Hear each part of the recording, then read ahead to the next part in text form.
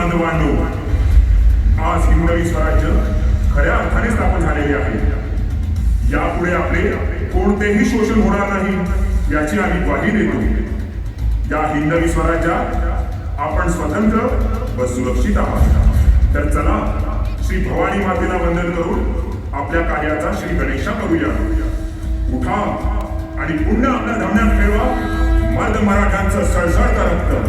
हर हर महादेव, हर हर महादेव, हर हर महादेव. श्री शिवछत्रपती यांचा जय भवानी, जय भवानी, जय भवानी.